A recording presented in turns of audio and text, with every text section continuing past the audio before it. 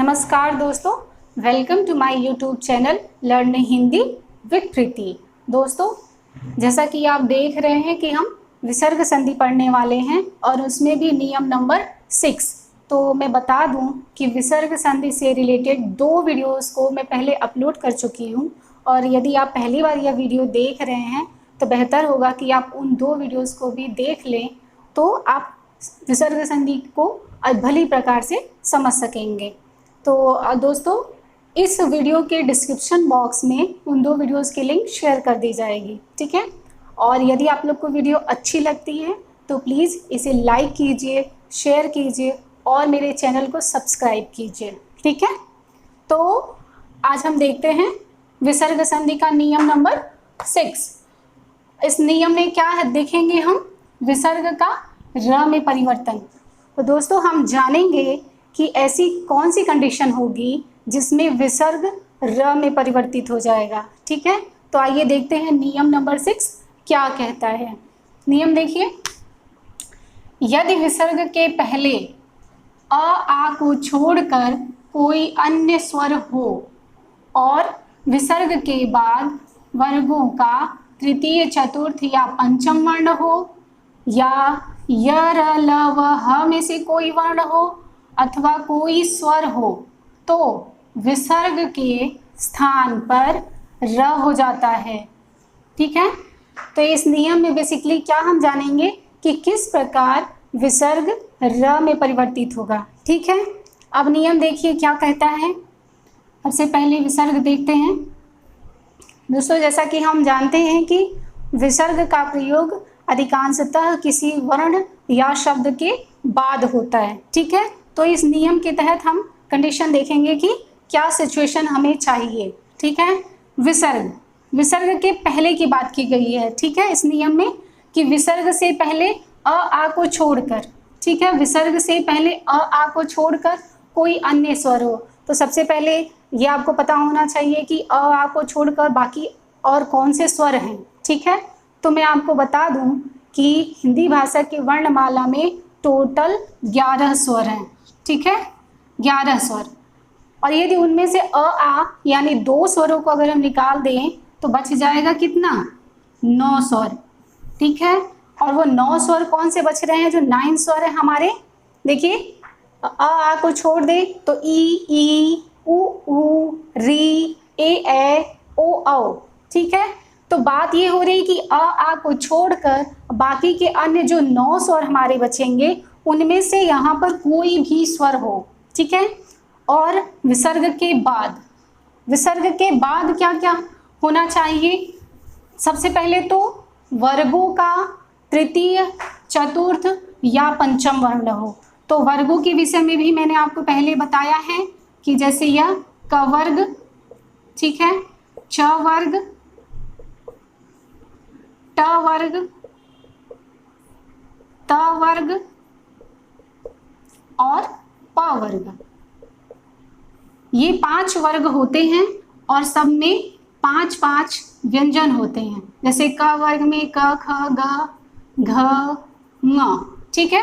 इसी प्रकार आप जानते ही हैं कि च वर्ग में च, छ, ज, झ, य, ट, ठ, ड, ढ, ड, ठीक है। इस प्रकार तो बात की जा रही है कि विसर्ग के पश्चात यदि इन वर्गों के तृतीय, चतुर्थ अथवा पंचम वर्ण हो अथवा य, र, ल, व, ह में से कोई भी वर्ण हो या कोई स्वर हो, ठीक है, तो विसर्ग के स्थान पर क्या हो जाएगा, र हो जाएगा। इसके स्थान पर क्या हो जाएगा, र, ठीक है।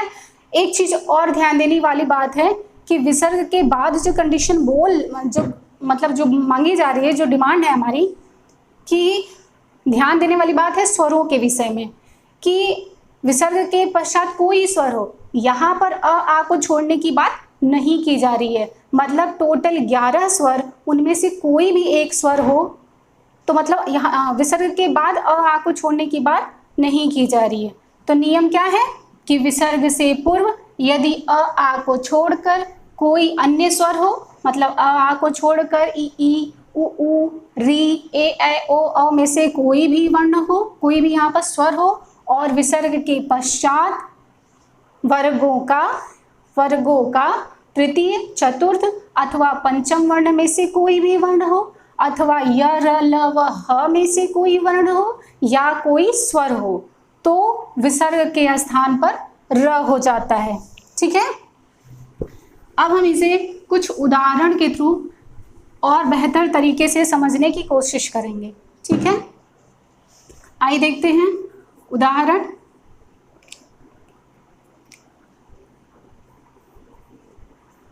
एक उदाहरण हम देखेंगे, ये देखिए, निह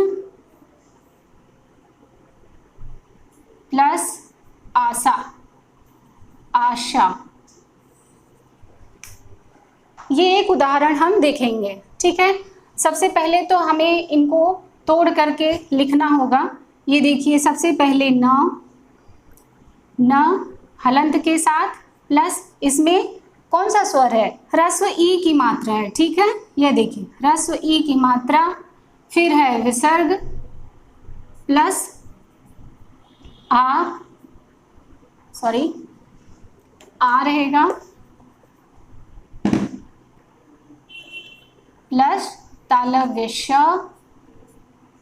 और प्लस आ, क्योंकि शा है तो श में आ की मात्रा है। ठीक है, तो अब देखिए ये नियम के तहत क्या होगा। नियम है कि विसर्ग से पहले अ आ को छोड़कर कोई भी अन्य स्वर हो, तो विसर्ग से पहले क्या है, ई स्वर है। ठीक है, उसके पश्चात आशा में आ स्वर है। तो यहाँ बात की गई है कि विसर्ग के बाद वर्गों का तृतीय, चतुर्थ अथवा पंचम वर्ण हो, अथवा य, र, ल व ह में से कोई वर्ण हो, अथवा कोई स्वर हो। तो हमारे पास क्या है, ये देखिए आ जो स्वर है। और पहले ही बता दी हूँ कि विसर्ग के पहले वाली कंडीशन में ध्यान रखना है कि अ आ को छोड़कर होना चाहिए, किंतु विसर्ग के बाद हम अ आ को छोड़कर बात नहीं कर रहे हैं। टोटल 11 स्वरों की बात की जा रही है। ठीक है, तो अब देखिए जब हम इनको जोड़ेंगे किस प्रकार विसर्ग र में परिवर्तित होगा। ठीक है, पहले ये देखिए कि जब ये कंडीशन हो गई, विसर्ग से पहले ई स्वर है और उधर आ स्वर है, तो हमारा विसर्ग क्या हो जाएगा, र में परिवर्तित हो रहा है। ठीक है, बाकी की सारी चीजें हम ऐसे ही लिखेंगे। अब हम इसको जोड़ते हैं, जोड़ करके देखेंगे कि यह निह धन आशा शब्द क्या बनता है। ठीक है, पहले तो न पे ह्रस्व ई की मात्रा है, तो यह हो जाएगा नी। अब विसर्ग के स्थान पर आधा र है, तो पहले हम र लिखेंगे। अब इधर देखेंगे कि क्या है, र के पश्चात चूंकि आ है तो र में आ की मात्रा जुड़ जाएगी, तो ये हो जाएगा रा, उसके बाद शा। ठीक है, ये देखिए निराशा। ठीक है, तो इस प्रकार निह धन आशा बराबर निराशा, यहाँ पर हम लिख सकते हैं निह धन आशा बराबर निराशा। ठीक है, आइए एक और उदाहरण देखते हैं, उससे और अच्छे से हम इसे क्लियर कर सकेंगे। एक और उदाहरण देख लेते हैं।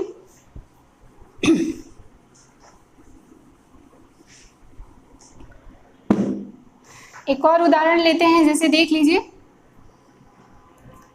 दुह प्लस भाग्य। ठीक है, सबसे पहले हम इसको तोड़ करके लिखेंगे। ठीक है, ये देखिए सबसे पहले द में हलंत प्लस क्या है, ह्रस्व ऊ की मात्रा है। ठीक है, तो हम यहाँ पर लिख देंगे ऊ, उसके बाद हो जाएगा विसर्ग प्लस भाग्य। भाग्य को हम ऐसे ही लिख दे रहे हैं क्योंकि हमें समझने की जरूरत सिर्फ इधर है, बाकी तोड़ने तो आप लोग को आता ही होगा कि हमें किस तरह इसे तोड़ के लिखना है। ठीक है, तो अब देखते हैं परिवर्तन क्या है, ये नियम के तहत क्या कंडीशन बनती है। सबसे पहले हमें विसर्ग चाहिए, और विसर्ग से पहले क्या बात की गई है कि अ आ को छोड़कर कोई अन्य स्वर हो, तो हमारे पास क्या है, ऊ स्वर है। ठीक है, उसके पश्चात विसर्ग के पश्चात वर्गों का तृतीय, चतुर्थ अथवा पंचम वर्ण हो, या य, र, ल व ह में से कोई वर्ण हो, या कोई स्वर हो। तो हमारे पास भाग्य में भ है।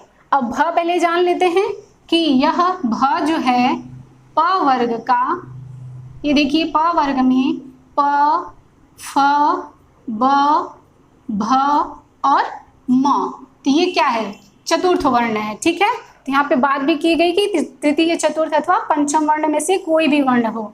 तो भाग्य जो है वह प वर्ग का चतुर्थ वर्ण है, तो विसर्ग के स्थान पर क्या हो जाएगा, र। ठीक है, अब हम इसे जोड़ेंगे। ठीक है, अब देखिए सबसे पहले द में ऊ की मात्रा लगी है, छोटे ऊ की मात्रा। ठीक है, अब इसके बाद हम देखते हैं कि र को लिखने का जो तरीका है, चूंकि यहाँ र हलंत है और उससे पहले उसके बाद जो है भाग्य है, कोई स्वर नहीं है, तो इसमें कोई मात्रा जुड़ नहीं सकती है।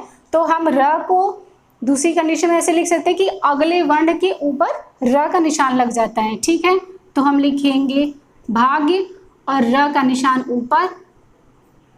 ठीक है, तो ये देखिए क्या हुआ, दुह प्लस भाग्य बराबर दुर्भाग्य, तो यहाँ पर हम लिख देंगे दुर्भाग्य। ठीक है दोस्तों, उम्मीद है कि आपको ये नियम भली प्रकार समझ में आया होगा। ठीक है, तो हम अगले नेक्स्ट वीडियो में देखेंगे कुछ 1-2 नियम और बचे हैं विसर्ग संधि के, जिनको हम अपने अगले वीडियो में देखेंगे। तब तक के लिए बाय बाय दोस्तों।